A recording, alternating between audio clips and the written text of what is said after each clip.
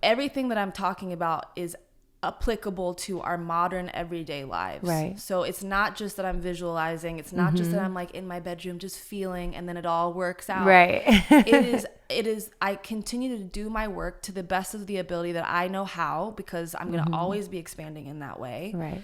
But that I also do my inward connection work. So I'm really checking in, like, where are my beliefs at all day, every day? Right. You know, and that's my vibe. When people say to me, oh, you've got this great vibe, it's like, do you know how much work I do on this? Every morning, right? All day, every day. It's a practice. Yeah.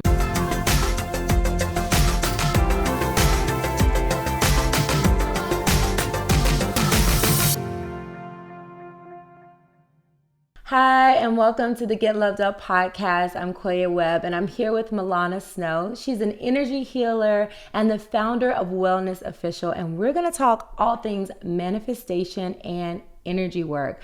So, Millana, thank you for joining us. Hey, girl, I'm so glad to be here. Thanks for having me. You just get vibes when you walk through the door. Thank you. I absolutely love it. That means a lot. I appreciate that. I mean, I remember, every time that I speak with you, I think about that session that we had at my house where we're doing the yoga teacher training, the Get Loved Up yoga teacher training, and I brought you in as a facilitator, and you and I had never worked together before. Right. I forgot about that. Oh my goodness. And the energy in the room that we cultivated together and the experience that we were able to cultivate for these women was magical. Yeah, it was. So I just want you to tell people kind of how you got started on this journey. Wow. Yeah, whenever someone asks me that, I have to take it all the way back to my childhood because although I was not raised in a religious or spiritual household, I was a very spiritual kid. And I remember being in, I think, second grade, trying to hypnotize my friends. And then it working. Right. And not really knowing what to do. And then a couple of years of that, things would get weird. Some weird things would happen. I'm like, okay, I'm not going to do that anymore. Wow. And so, from tarot cards to hypnotizing my friends to I meditated for the first time and had a connection with the Buddha when I was like 12. Wow. I don't say these things to brag or to not make my work sound approachable. It's just to say that this has always been in me. It's always been a deep interest that I've just innately had. At the same time, over the years, I strayed from that. And I forgot about it and I pushed it away. And then I came back around to it, I'd say back in 2013, where I started to really cultivate my healer side of myself. So it sounds like it wasn't scary for you, but is there a point where you're like, I can't do that, it's scary for you, or maybe I'm not being received well by it? So what transitioned you from this child who like loved to play with magic to, you know what, I'm gonna put that on the back seat for a while? That's a good question. It actually was when we moved to Houston, Texas, and I had to literally push my magic under my bed and hide it.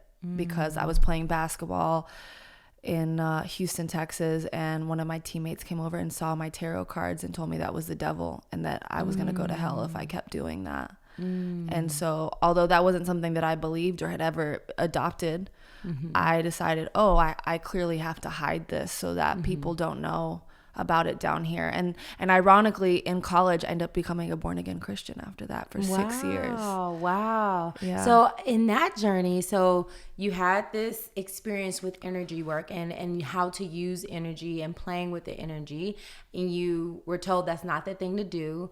You became a Christian. So when you became a Christian, did you do it because you felt like that's how you'd be accepted, or what really pushed you, or did you really feel a calling to make that experience? I totally felt called. I'm a seeker, and I've studied Hinduism, Buddhism, Wicca. So I mean, Wicca to Christianity may not sound like the next step, but it was for me. I mean, right. I was genuinely interested. I had an amazing roommate who brought me to a great church in North Houston, and I went and had a spiritual experience. It was a Baptist church that had a lot of like mystical sides to it. They would not say it that way, right? But to me, it was very mystical, speaking in tongues and the Holy Ghost and all that, which really actually intrigued me, and I was interested. So when I became a Christian, I went all the way. I read the Bible multiple times. I got baptized on my own accord. my parents were kind of like, what's going on? But I went in. Right. And you said for 6 years. 6 years. So even when I moved to New York, I used to go to church twice a week. I would go on Wednesdays and Saturdays because our pastor would come in from Atlanta on Saturdays. And I literally would read the Bible every single night. And what was so amazing, and I still have a great relationship with Christianity and Jesus. Definitely have a really tight relationship with Jesus. But what was so powerful about that was I started to really understand the language and the culture and the history of one of the world's #1 religions in a very intimate and personal way. So I understand, you know, the way that people are coming from when they are talking about Christianity and their faith. Right. And what do you feel that you learned the most during that time through Christianity? Whew, man, there was so much that I learned. I really love Joyce Meyer. I don't know if you're familiar with Joyce Meyer. I love Joyce Meyer. Yeah. I mean, I still think about Battlefield of the Mind, which is one of her best-selling books, and her teachings, and obviously her Bible. I still have her Bible, actually. Right. There's so much. I think the biggest thing that I actually learned from Christianity was to have a personal relationship with God.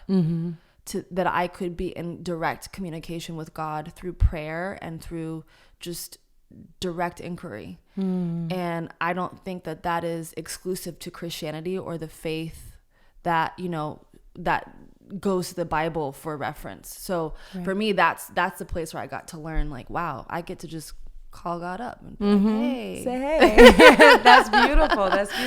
So when did you start to understand or get back to the energy work? Because that's what you currently do and what you currently teach. And so having that background, having that connection with God, what really prompted you to get back into just understanding your own workings with energy? Yeah, I would say it was when The Secret came out. So I read The Secret in 2009. Right. And I just remembering, you know, because as a kid, I would study reincarnation. I studied a lot of New Age things, and it wasn't that The Secret addressed that directly, but there were a lot of parallels to the things I used to study when I was younger. So it sparked this remembrance in me that I needed to explore. And so even though at the time it actually felt scary for me to read things outside of the Bible, even though I had studied many things prior to that, I decided to let myself open my mind again. And so I started to explore the New Age theory of the law of attraction and, you know, you creating your reality. And so that took me down a rabbit hole of experiencing that for myself. That's beautiful. And the law of attraction, some people have seen it, some people haven't. Because a lot of people take different things out of watching the law of attraction. So what are like the top 3 things that you took out of watching the law of attraction?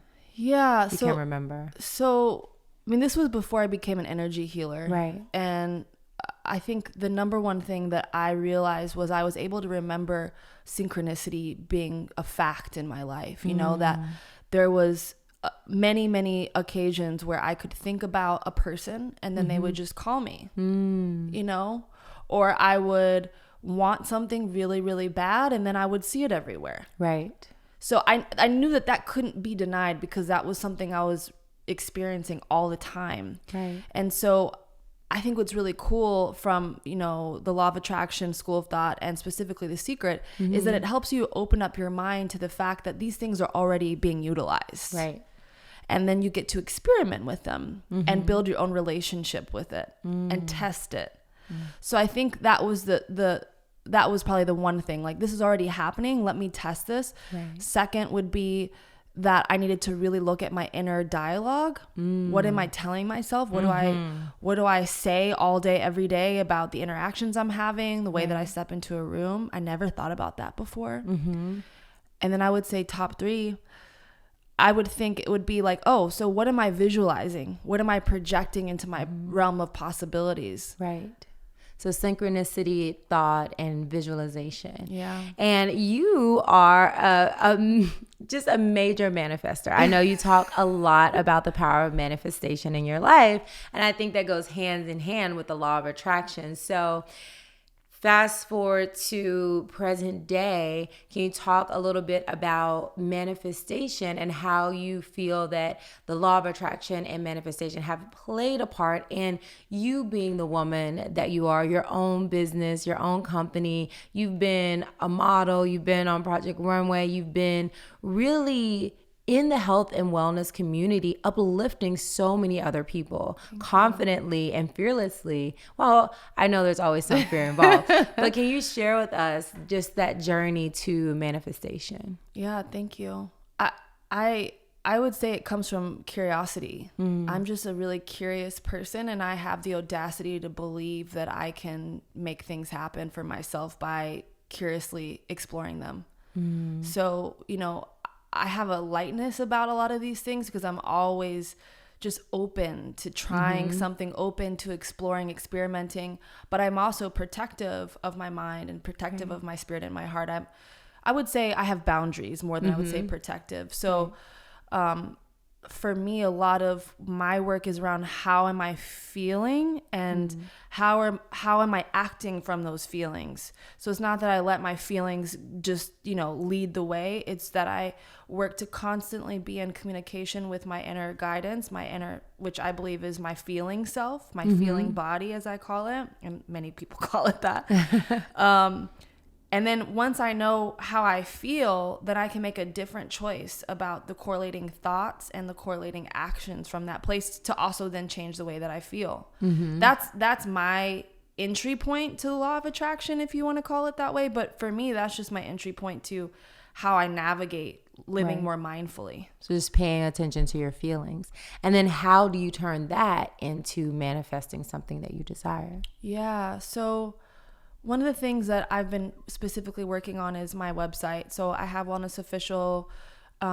It's a platform for holistic practitioners to sell their appointments, and it's a big project. And I had to and I still have to. I have to really check in around my feelings, my thoughts, and my beliefs about what I feel I'm able to do as the driver of that company. And one of the things I was catching myself saying, I'd say about a year and a half ago, was that I'm not smart enough. And then I was noticing that it was also a feeling that I didn't feel good enough in the respect of specifically, and I like to get really specific with it, specifically in that I didn't feel smart enough to do this thing. And then the way that made me feel and the things that I did out of that were very destructive. So once I started to kind of corner that feeling and be with it, like, what is this feeling? What is really going on with, I don't feel smart enough to do this, and breathing into it, meditating with it. Then I started to actually see the logic as to why I am that person playing that out. And I got to see it as the farce that it is. Wow. That's powerful. Yeah. That's powerful, because I think some people think they can say, oh, I want this website, or I want this car, I want this relationship. But if they don't feel like they really deserve it, if they feel worthy of, like you said, they don't feel smart enough, or like they have enough time or money, then that really affects their manifestation muscle. They're not really working it in the right way. So what are some things that you would do if you're, like you said, not feeling worthy or not feeling smart, or you're in these limiting beliefs, basically? What do you do to kind of get yourself out of that so that you can manifest this website that you want? Well, I first want to preface this answer by saying these are very practical tools. Although I love magic and I love all the woo-woo in the world, everything that I'm talking about is applicable to our modern everyday lives. So it's not just that I'm visualizing, it's not just that I'm like in my bedroom just feeling and then it all works out. It is I continue to do my work to the best of the ability that I know how, because I'm going to always be expanding in that way. But that I also do my inward connection work. So I'm really checking in, like, where are my beliefs at all day, every day? There's a line in the Bible that says something like, pray without ceasing. And regardless if you're a Christian or not, like, the way I think about that is like constantly checking in with my inner guidance and my spirit all day, every day. Where am I at? How am I feeling? When I'm walking into meeting up with Koya, what am I projecting as I'm walking into the room with her. Right. You know, and that's my vibe. When people say to me, oh, you've got this great vibe, it's like, do you know how much work I do on this? Every morning, right? All day, every day. It's a practice. Yeah. And it's not to say that we're not good people. It's just that like this is a constant building the muscle. Right. You know? So I don't know if I just answered your question. Well, it's okay. What I like about you is that it's not just it's A or B. It's a cumulative of many different things. So what are some of the things, because that's how we really are on the same page. I feel like you have tried a lot of different things and you've come to understand your connection with energy, your connection with God in a specific way that is constantly evolving, right? Yeah, exactly. So what do you feel like right now? What are the things that you're doing to kind of set your vibe in the morning time? What are the things that you do? And I know it's not every day. Yeah. But I always said right now because it always is evolving. Right. Like you said. So right now, one of the things that I am using that I highly recommend is I do a kundalini practice called Heart Meditation for Prosperity. And I actually have an online energy healing group. Every single day I come on and we do Heart Meditation for Prosperity together. It's a 7-minute movement-based meditation with a chant. And if you're not into kundalini, it's out there. I'm telling you. Right. But I just say this, I'm like, for 7 minutes in the morning, we sit, we do a movement, we do a chant, and it's for the pure alignment with I'm opening myself up to prosperity and the possibilities that align with that. Right. How could that do anything but help? Exactly. And now can you explain to some of the listeners what kundalini is? Because I think that's very important. Kundalini is very powerful, but I feel like people might need to understand, like, you know, yoga is one, you know, it's one type of yoga. So what's the difference between a vinyasa flow and kundalini? Well, you might be better at answering this question than me, but I'll try. I mean, one of the things that I really understand about kundalini is it is a lineage. So it's a specific lineage that has a through line of yoga. But what I have found is really interesting about kundalini is that it's very energetic in its focus. And it is a very mystical, energetic type of yoga that is focused around breath, movement, and mudras, which are using your hands in very specific ways, and chants. So using your words, using very specific words. And there's a science to it. It's really a very scientific approach to yoga, because even this chant Har, which is the meditation I'm talking about, it's actually hitting specific points in the roof of your mouth, which they say connects to certain parts of your brain. Now, I don't know kundalini, probably like you know kundalini, but one thing is for sure that when I do this practice 7 minutes every day, things start to change and prosperity starts to come into my life. And I would say actually, and concurrently, I start to see how I'm blocking myself from prosperity, because I have this 7-minute container of building in this new energy and seeing where my limiting beliefs are within that. That's beautiful. I think what's beautiful about that is because you're like, I don't really know much about it. I just know how I feel. Yeah. And it goes back to what you're saying, the feeling. And I think a lot of times we're all constantly evolving, and it's about really doing things that feel good and waiting for them to unfold. And with kundalini, it's building the energy, and we're all energetic beings. Yes. So if you're building that energy and you're having a thought, you're manifesting more power onto that thought, more feeling onto that thought. So it's more likely to manifest than if you're having doubt and fear and you're around people that tell you it can't happen. Absolutely. So what do you feel like in this group that you're cultivating? Have you had any like success stories or people saying that, oh, I feel the same thing? Oh yeah. I mean, we've had, this is actually our second time doing the 40 days. First of all, doing 40 days of this practice is very challenging. It took me 4 years to get to 40 days. So I think number one success is just to do the same practice every day for 40 days. That alone is a major success, because it means that for 40 days, you're putting you and your spiritual practices first, making it a high priority. That's powerful. The rippling effects of that are infinite. Right. But I would say other than that, we've had people who've gotten jobs. We've had people who've gotten large sums of money. I even have an amazing person in the group who tithes to me when he gets paid checks. That's amazing. Which has been just shocking. Right.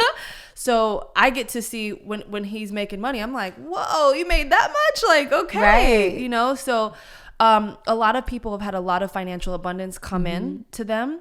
And, you know, I personally have had everything from the very first day I did it, I actually found out that I was getting $50,000 of an investment, and the next day it hit my bank account, which does not happen very often. Right. And that was day 1 and 2 of the first time I ever did HAR about 5 years ago. So, you know, we can be superstitious and we can be naysayers, but I don't think anybody can deny the value of being open to allowing yourself to sit for 7 minutes and allow just something new to come into your life by focusing. And what can it hurt? Can't. That's amazing. So let's talk a little bit about your energy work. So I know that, you know, these are practical and energy is real. But can you share, because I had a Reiki session with you and my aunt had a Reiki session with you. And can you share a little bit about your energy work and how you use energy work and what it means to you? It was very cool to do energy healing on you, by the way. It's a very powerful energy. You know, for me, the reason why I do energy healing is because of how it impacts my life all the time. And because of the first time I ever received energy healing, I was never, ever the same. And so when I know that I have had any level of success, it's when people also become energy healers and or get to know their energy field for themselves. Right. Because ultimately, I believe we're all healers. Yes, I had this innate sense of healing inside of me from a young age, but I think that was so I could help people see that everybody has access to heal themselves and they just need that permission slip. So, you know, like what we did at your teacher training, I think that was so evident in that hour that we were together, because people were just moving and feeling into their hearts. And then they're like, oh my God, tears are coming out of my eyes, you know, releasing. And then you realize, oh, this is what healing is. Right. Yeah. And then for me, I started singing, and it's just like there are specific time when the energy moves me, and it's not like a song that you hear on the radio. It's like some type of spiritual, angelic. That was beautiful. And it's so many people said when you start to make that sound, it was healing to me. And that, for me, what I felt was just energy moving. Yes. You know, and to be able to experience that with you, I'm just like, wow, this energy feels so good. And I really didn't know how to explain it to anyone else other than energy moving. Yeah. So when you're working with someone's body and you feel energy, maybe blocked energy and stuff, like, can you explain a little bit, like if someone was interested, like what is Reiki and how do I know if it's something that is good for me or something that I should try? Yeah, that's a great question. So Reiki is nothing but positivity. It doesn't hurt anyone. It only adds to and heals. So that's something I want to always make sure I put forward. What I do started with Reiki, and now I feel that it's kind of evolved into my own expression of energy healing. And when I experience a blockage in the chakra system, because what we do with energy healing and Reiki in general is that we focus on the 7 main chakras and the auric field. Right. So these are energy centers in our body that are also connected to actual physical organs in our body. So like the throat chakra, for example, tends to be connected to our vocal cords and our thyroid. And the heart is energetic heart, but also your literal heart. So there's a mental, emotional, and spiritual, physical connection. And one of the things I like to say about energy healing is it's kind of like the inverse of what I see acupuncture as. Because acupuncture, you use a needle to impress upon the physical to then get to the emotional, mental, and spiritual. We start with the spiritual. So I usually tend to wave my hand just off the body to eventually get to the emotional, the mental, and then the physical. So when I feel that something is blocked, I just stay there. I'm sending light, because our natural state is to be fully in alignment with source, with spirit, to be in full health and full joy. And peace. So if we just hold that vibration, that's really what I believe. I mean, one of the reasons why I love Jesus as a healer is because all he saw was us in our complete wholeness. Right. So if we can mirror that way of being and just see ourselves and each other in complete wholeness, we actually will shift physically. That's and I've beautiful. seen it. Yeah, I agree. I've seen it as well. I even seen it in animals, and I feel like that's why people feel like animals are such great healers or companions, because animals, they see you and they love you. So they're naturally putting positive energy. They're licking your face. They're showing you love. Yeah. So I feel like they naturally align your chakras, Totally. because they're putting this positive energy. So you're working with the different chakras. Can you talk a little bit about each one and how someone could, if they can't get to you, work on really tuning in with those 7 main energy centers and connecting deeper and making sure that their vibe is high too? Yeah, thanks.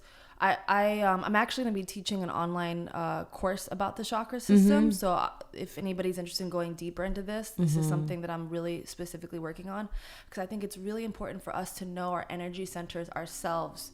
How can we find healers if we can't allow our own healing? So to start really briefly, we've got the root chakra. There are more than 7 chakras, by the way, for anybody who doesn't know that. I didn't know these that are just the main ones. Yeah, we had a crystal session and she, explained like a little bit more about the 7 main ones. I think but I feel like people should go a little further. For sure. And then when you're going into more energy work and hypnotherapy, there's so much, there are many layers, which we can talk about, the orbs and things, like get into the aura and things like that too with you, because you've done that work. But I feel like starting with the 7 main ones is kind of a good place to start. And that's where I focus. Because I feel that if that can be in homeostasis, then that's like the foundation of you being able to really go into a new level of being. But the root chakra is kind of like, if you look at the Maslow hierarchy of needs, this is like the most basic foundational part of our being. Like, am I able to survive? Do I have housing? Can I eat? And this tends to show up for people who are not homeless. It's not just that you're homeless if this is closed. It could be if you're constantly moving, you don't feel comfortable, or even if you're in an abusive relationship or in a situation where you're physically not safe, this tends to be closed. And they all have kind of a mirrored relationship. So sometimes, like for example, if I have a client who is in an abusive relationship, their root will be closed. But I also find that the root is closed and that has gotten them into that kind of relationship, So it's kind of this inverse thing. So we start with one to impact the other and so on. So then you go up to the sacral. The sacral is our creative center and our sexual center, which is really the same thing. And the sacral is what I call the place where we birth babies, books, and businesses. I love that. Babies, books, and businesses. It's just such a good That's so good, right? And so if you ever are having a hard time holding that or birthing any of those things or anything that's related to that, then you know that something's off with the sacral. I also find that if your creative self is blocked, then obviously that connects to the sacral that's sexual as well. These are not exclusive. They're all connected. Right. So sometimes I'll have a client that she's not able to connect with her husband, and she's also not able to write her book. And I'm like, well, we got to open this up, and then both of them will start to flow. Right. So those two are interconnected. Then you have the solar plexus, which is one of my favorite, because now we're going to a new level of consciousness each time we go up through the chakras. Right. And this space is about how you show up in the world, but more than anything, it's about like how you believe in yourself, how you identify with yourself, and then that identification with the self is how you then bring yourself to the world. Right. I call this a central sun. And one of the things I love about this space is that, like the central sun, it will shine no matter what. If this is on fire and you're open, it's like the sun. If the earth didn't have a protective layer, the sun would blow up the earth. It doesn't care. It's still gonna shine. So if we can be that luminous light, then we're gonna just shine no matter what. Then you go up to the heart, and the heart actually has 2 parts. You've got the lower heart, which is known as the green, and then you've got the upper that's seen as like that pretty millennial pink, as I like to call it, rose quartz pink. And the lower part is about how we're able to give and receive love. Being compassionate for others, being able to feel empathy for others, very, very, very important. It's also where we can speak from our heart, allow our heart's truth to be to come from our identity and be able to come out into the world to exchange with others. The upper part of the heart, which is pink, this is our love for self, which I find the millennial connection is very interesting, because millennials, we love ourselves, but really it's beautiful because as we love ourselves truly and wholly, we're able to do that for others. Right. And what do you think, like, if people are starting to feel like, oh man, this sounds so good, but like, man, that's off, but I don't feel like all my, like, what is someone listening, like, what can they start to do now to start, like, in each area, like, what can they do to just really, like, get their life? I like to, this is going to sound really simple, but I promise it's effective. I like to just sit with myself and ask myself, where do I need assistance? And I just put my hand on that place. It doesn't have to be on a chakra. It could be on your arm. And I just like to ask what is happening there. Not what's wrong with me. What is happening? What's happening? I like that. What's happening here? And what I find when people just do that, and we all have this innate ability to connect with ourselves. So we know where that is, and we have to trust that. Building that relationship of trust with yourself, then, and recognizing that if it's your first time just feeling into these chakras, or just even a part of your body that's sore, just know that you have something innate in you that has the ability to heal. I mean, your body does it when it gets a cut. So why wouldn't you be able to do that when you feel emotionally off or spiritually hurt, you know? I agree. What do you feel about the tapping? Because I know tapping really taps into that energetic healing. I don't know if you do that or practice that as well. Yeah. But I know that's kind of the philosophy behind tapping, like really healing the energy body by paying attention and connecting with it. Totally. I love tapping. I've done lots of tapping. For me, I would say I probably do more breathing into my heart or breathing into whatever space that is and sitting with it, because it helps me to hear answers. I think tapping is kind of to infuse energy into the self, or new ideas and thoughts, like seeding yourself with something. But when I feel like something is off, I'll sit with it, and I will, even if I have like extreme physical pain, which I have had, I'll be like, okay, what is this? I'm not going to avoid it. I'm going to sit with it and feel the pain of it. I'm going to speak to it. And if you don't write it off, it will speak to you, and it will tell you what is going on. That's beautiful. That's really beautiful. Thank you. So you're at the heart. So keep going. Yeah. I kind of was diving deep. I can't help it. It's so juicy. I'm like, okay, should I keep going? Okay. Yes. Okay. At the heart. Okay. Yeah. So I think we covered a quick little bit of the heart. We can go into the throat. The throat is really interesting because these two places, I find, the heart and the throat, is where things go from non-physical into physical, and physical into non-physical. So this is like an interesting intersection here, because when we are speaking from the heart and we're feeling from the heart and we're exchanging in the heart, it's not like, yes, I could give you this tea to show you I love you, but it's the energy that's behind it that you feel, right? So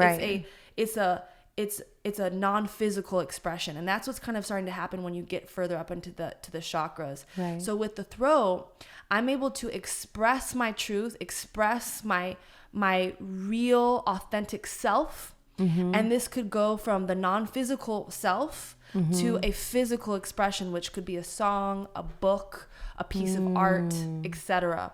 So what I find a lot is that a lot of people have the throat blocked more than they think, actually. And it's kind of a part of ourselves. I feel that people get to just kind of say, that doesn't matter. That's not as important. We'll shut that down. Right. And what I see happen a lot is people will have thyroid issues, vocal nodes, and even just scratchy and itchy throats, or they're not even able to express themselves in board meetings or with their loved ones. And it's not saying that these physical things or these mental emotional things shouldn't be dealt with in other ways, because I do believe we should be doing that at all times. It is to say that as we start to open up our throat, it can actually affect things like our thyroid as well, because often we're holding back the way that we truly want to express. Right. I agree with that 100%, because when I don't speak my truth, if I don't speak it for long enough, I will lose my voice. I mean, completely, like, it'll get really low, then I can barely talk. And I remember my father was like, Koya, are you okay? I was like, yeah, I just need to be honest, and I need to I need to say how I feel, you know, and I think I held back because I didn't want to hurt. Sometimes I don't want to hurt people. Yeah. And I know things, and I have this intuition, Yeah. which I know we're getting to. And then, but you're scared to share it because you don't want to hurt anyone. Yes. So yeah, it's very, I've definitely physically felt when I don't express myself. And it's you're not a singer. choice. This is what's right. I'm a singer. I'm a speaker. Totally. I'm a leader. And basically that's what I'm supposed to do in this lifetime. Exactly. And if I don't do it, you know, they say if you don't use it, you lose it. Well, honey, I will lose my voice if I don't speak up. That's it. People like you, I find, tend to have a lot of physical throat things that happen because your expression is so needed and it's so bold and big. So I find that, and I'm sure so many of your followers are in the same boat here, and a lot of my friends and clients are, that when you are these big energies in the world, society has programmed us to shut that part of ourselves down because it is disruptive. Right. And it will bring change. And so we get to really step into a place of courage and allowing, and really with sensitive beings like yourself and me, I don't have a choice. It's not start even a choice to tell me, right? Well, you either do this or we'll just cut your voice box. Right. Exactly. I was like, this is kind of extreme, but okay.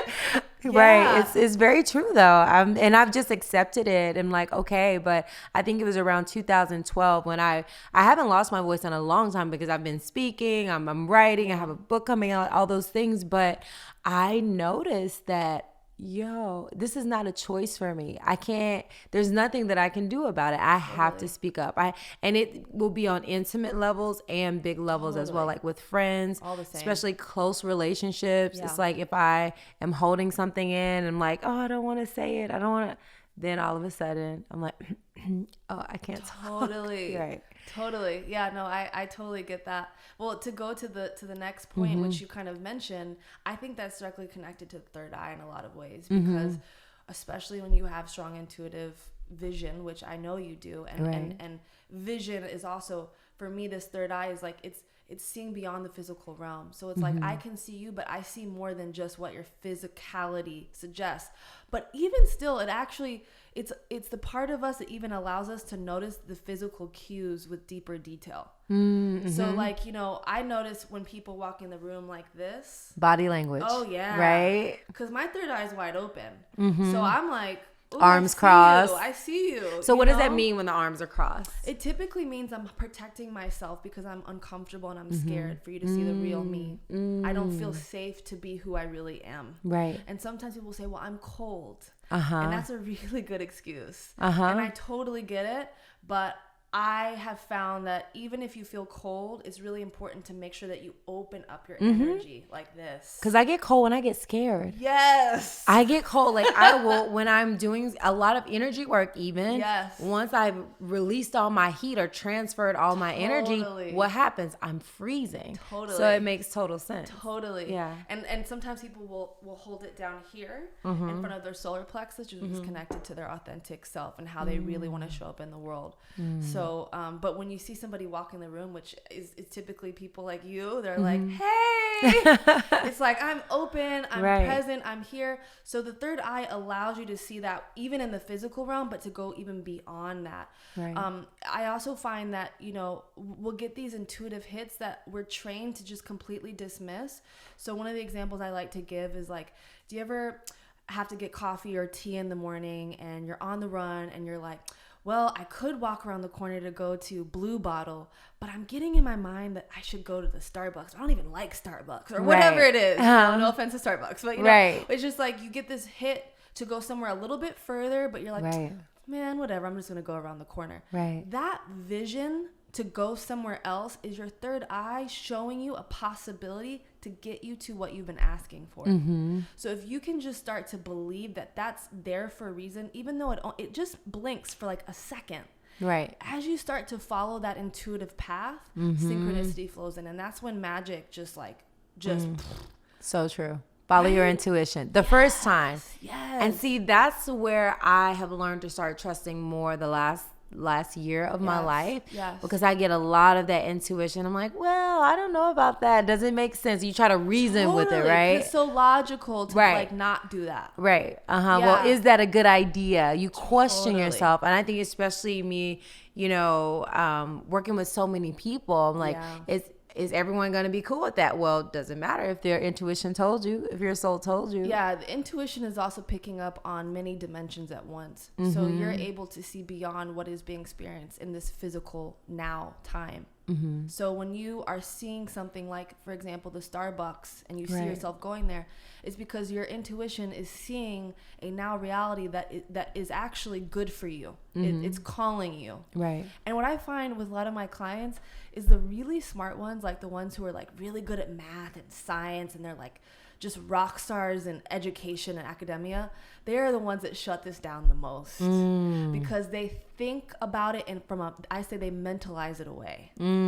So they have all the logic and the schooling in the world, but when something kind of, that doesn't make sense, comes up, they're like, why would I just fly to Paris next week? That's weird. Right. You know, that doesn't make sense. And then they just dismiss. Right. But we can actually keep the center open if we allow the two to work together. If we say, you know what, brain, I hear you. I totally get what you're saying, but I have this intuitive hit, and I know that when I follow it, good things happen. So let's work together on this, you know? So how would one practice? Like, you know, they're like, okay, I want to practice following my intuition. I want to do this thing. Yeah. Like, what do you feel like is the best way to start practicing? I mean, honestly, if you make it a game, make it fun. Right. And make it like almost like a treasure hunt. like see that. What the universe has for you. I think, you know, these little things like, you know, going to grocery store A instead of grocery store that you usually go to, like just seeing like what could possibly be here for me if I do this like flash that I'm getting, or to call this person I haven't called in forever. Right. Once you start doing that, it is so much fun, and you will be automatically shown that this is worth your time to explore. That's beautiful. Yeah, I agree with that. All right, you can continue going up. So the last one is the crown of the 7 main chakras. And this is one of my favorite. And it's actually something that I have found that I shut down sometimes, because sometimes it can be so much for me with all the channeling of the energy healing that sometimes I'm like, okay, I can't take this anymore. We got to shut this down. But that's never to my benefit when we do that. This is like our direct line to source. And it's not that we don't have that within us, within our heart and every other part of us, but this is like the messages that come in that are like the downloads that help us get those big ideas that go beyond what's logical. Right. So I also like to get this as like, you know, when your guardian angels are speaking to you, you know, they might say like, hey, you know, I think you should take a couple days off from work and just write. And that's not really quote unquote like logical perhaps, but that's a message that's coming down because there's something really big for you that the universe wants to give you, and they want to bring that in through you. I always say that these things that we look at to people and say, wow, you know, look at Koya, she's got all this travel and all these people and da-da-da. You look at these things that you think that are like above what you're able to do, right? But you have to realize that we all have these non-physical energies that are begging to come down into us, to let us translate them into the physical world. So these things that people see of us or of anyone else that they admire, it's just someone who's accepted that call, who has said, you know what, non-physical energy or spirit or angel or whatever you want to call that, you know what, yes, let's do this. So as you start to open up that center, and you can do that by actually just spending time allowing yourself to imagine it being open, and just inquiring, like universe, God, source, whoever it is that you call, you know, your guidance, you know, what ideas do you have for me? What messages do you have for me? And the things that will start to come in when you practice that, because it's a practice, are the things that you start to just accept that it's spirit wanting to translate through you. That's beautiful. And I just spirit wanting to translate through you. I feel like a lot of people don't feel that powerful, or Yes. they don't give themselves permission to channel that. Yes. But I definitely feel that happens naturally Yes. on a regular basis, I on a agree. daily basis. I agree. So how can people move beyond? Because I know there's 7 main chakras. How can you explain a little bit about the world beyond those chakras, the metaphysical, the spiritual world, and how we can connect with those? Yeah. Oh my gosh. Well, one of the things I'm really recognizing is that we are all evolving. Consciousness is constantly evolving. I have been finding that there's new ways that the chakras are actually organizing themselves. I've also been told and have experienced that babies are coming in with one chakra in their heart. It's all the chakras collapse into the heart space now. Oh, wow. I mean, just know that that's interesting. What is that? Yeah. What is that about? I haven't heard that. So the crystal children are coming in so high vibe. First of all, we have a lot to learn from these kids that are coming in right now. Right. Very high consciousness beings. And they're coming in to help change the world and make it a better place for all of us. And one of the things that we're finding with the crystal children is that all of their 7 chakras are now in their heart space, so that when you work on that one chakra, it's all just there. It's their evolution is much faster. Their healing is much more compressed. Like, it happens very quickly for them. It's more potent. Right. And they have more access. It doesn't have to travel, because all of these chakras are interlinked. They have communication with each other. Right. Just like any body part would. So what I'm finding is as I'm working on people that are holding these vibrational states of wholeness longer, new things are happening that have never happened before. So, as we evolve and as we do our part to hold ourselves in high integrity and high vibration, we start to evolve the entire human race from a spiritual, energetic, emotional, and mental place. That's beautiful. So just know that as you get to know your own energy field and you start to really cultivate the relationship with your own self, that's physical, mental, emotional, and it's just sitting with it and really practicing. And I have plenty of ways, but there's infinite ways. Right. So, you can DM me, but there's a lot of ways, a lot of people who can help you with this, but it's building that relationship with the self. And as you do that, you will see that it's just constantly evolving and unfolding into new things. Right. I like your tip, just putting your hand over each chakra and speaking to it and listening. I feel like that is such a precious way to gently connect. And like we said, we're all energetic beings. So of course it will work if you connect, you speak, you listen. What do you feel like? Do you work with the aura any? I know there's a lot of people that just literally just talk about working with auras and how much that emits out and around you. Because I work with this one woman, and I can't say I fully understood it, but she was like, your aura extends out this far and 5 feet this. I'm like, okay, that's a good thing, right? Oh, yeah. So can you talk a little bit more about the aura and how you work with that? Yeah, no, I'm sure your aura extends way past 5 feet now. Well, I was just like, I don't even remember it. I think she did say like 20. She said a far away. It's a lot. She's like football fields, and I'm like, it's a lot. But yeah, I mean, when we walk in a room, we're showing up with a lot more than our physical bodies, and people feel it. One of the examples I like to give, I don't know if you ever saw Wild Wild Country on Netflix. No. About Osho. I need to do more Netflix and chill nights.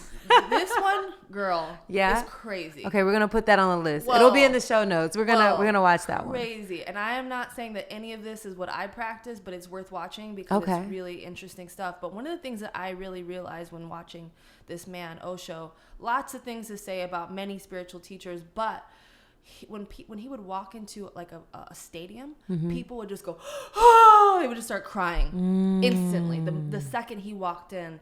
And one of the things that I just felt so deeply when I was watching this, there were many things I felt, was that this man's energy field, his aura is so big, so well cultivated. No matter what it is that he has going on in it, it is huge. Right. That when he walks into a stadium, people at the very top feel it. That's powerful. So this is what we all have access to, but know that it takes practice, it takes devotion, and people like him, again, no matter what, his practices are, and some of it I don't know specifically, but when you devote yourself to really cultivating energy, people feel the difference. And that's why it just kind of makes me laugh when people are like, I love your vibe. I'm like, you just don't know. I work on this all day, not so that you can feel it, right? But because like I really care about my vibe being right for me. That's so important. And one thing that I ask every single podcast, how do you get loved up?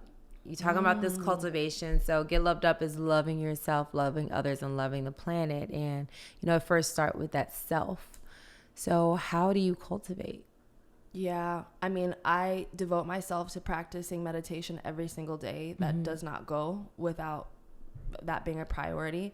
And secondly, I lean on my community of healers and practitioners. I think that we all need a community to work with, and people who can bring healing to the table that we may not have had the tools for previously. Right. So I really, I do a lot of work on myself all day, every day. At the same time, I come to people who know more than I do about certain aspects of life and healing, so that they can support me to learn more, to expand more, and to heal deeper. And I just, money doesn't have to be a reason why we don't do this. We can do trades with people. We can offer value in different ways.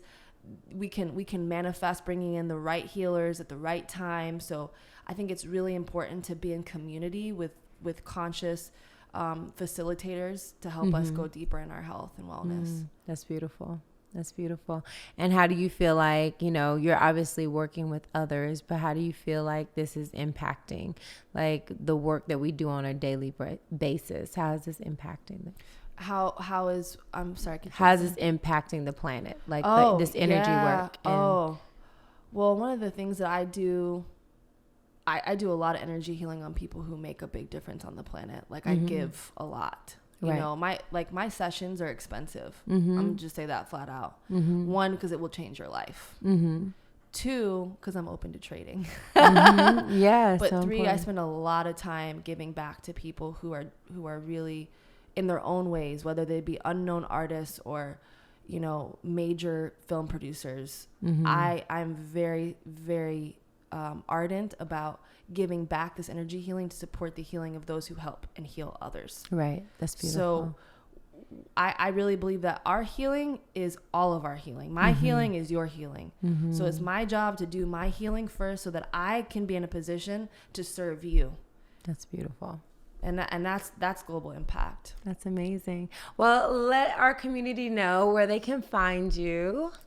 You can find me at millanasnow.com or at Millana Snow at Instagram, MILLANASNOW. And please do check out wellnessofficial.co to book with me and amazing practitioners all over the world. Thank you. So I do the heart at the end. Ooh. And we toss it at the camera. Until next time, get loved up.